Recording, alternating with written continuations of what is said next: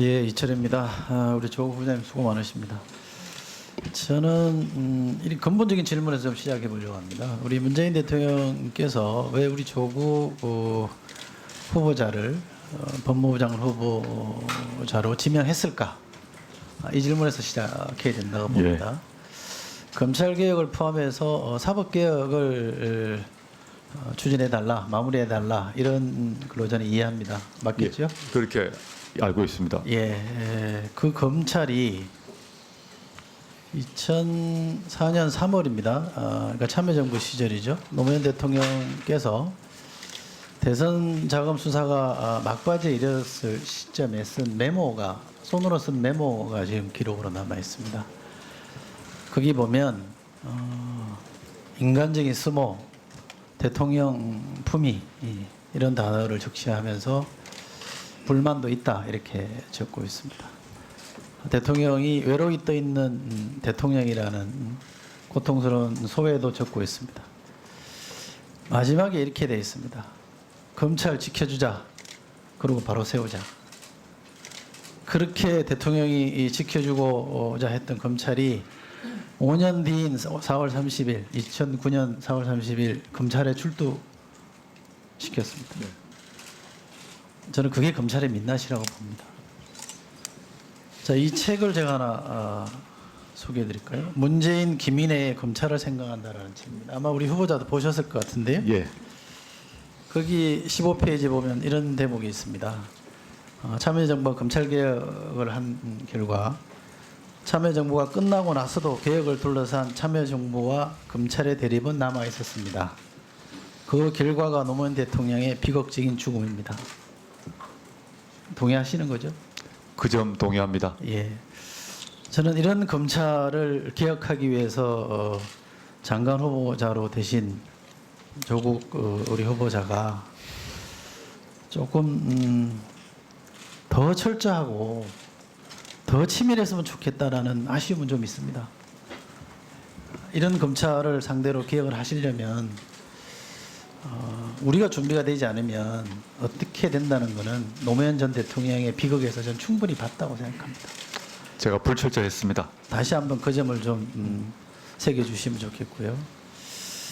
저는 검찰이 지금 정치를 하고 있다고 생각합니다. 처음에 압수수색할 때는 저는 검찰의 진정성을 믿었습니다. 저는 대통령의 인사권과 국회의 청문권에 대한 침해라는 측면도 있고 저도 그런 점에서 수긍이 됐습니다만, 그러나 어쨌든 윤석열 검찰이 하고 있는, 자신들이 해야 될 일을 하고 있다 이렇게 해석하려고 노력을 했습니다. 그러나 그 이후에 벌어지고 있는 일들을 보면 저의 그런 판단이 잘못된 거 아닌가 싶은 깊은 회의가 듭니다. 학생 생기부, 생활기록부가 버젓이 돌아다닙니다. 검찰과 본인 외에는 안 갖고 있다는 생기부가 돌아다니고 있습니다. 또 온갖 증거인멸, 검찰이 아니면 알 수 없는 증거인멸의 의혹들이 기사화되고 있습니다. 급기야 오늘은 포렌식한 자료가 여기 청문회장으로 돌아다니고, 이 포렌식 자료가 검찰 말고 누가 갖고 있습니까? 이럴 수 있는 겁니다. 저는 진짜 참담합니다. 그래서 제가 이렇게 하소연하고 싶어. 도대체 민정수사할 때 뭐 했습니까 이거? 어떻게 했길래 검찰이 이 모양입니까? 죄송합니다. 제가 그렇게 하소연 드리고 싶은 심정입니다. 솔직히. 임명되시고 나서요, 한 달간 보도된 양을 제가 비교해 보면 118만 건입니다. 네이버 조사로. 그 중에는 검증의 차원에서 진행한 것도 저는 분명히 있다고 생각합니다. 그 검증과 관련해서 후보가 성실히 설명해야 될 부분도 저는 분명히 있습니다. 앞으로도 계속 저는 해야 된다고 봅니다. 예. 또 그 중에 상당수는 저는 정치공사라고 봅니다. 제가 작년인가요? 운영위에서 우리 김태호 사건 났을 때, 네, 기억납니다. 상임위 했을 때 분위기도 비교해 보면 저는 일부에서는 조국 포비아가 있는 거 아닌가 싶을 정도로 조국 얘기만 나오면 난리법석이 납니다. 그런 측면도 있을 겁니다. 그러나 다른 한편으로는 이 최근에 지명 이후에 우리 젊은이들이 공정의 가치에 대한 문제 제기를 세상하고 있고, 그 이면에 깔려 있는 불평등의 문제가 제기되는 것은 저는 긍정적이라고 봅니다. 여기 우리 정부가 응답해야 되고요. 책임 있는 대안을 저는 제시해야 된다고 생각합니다.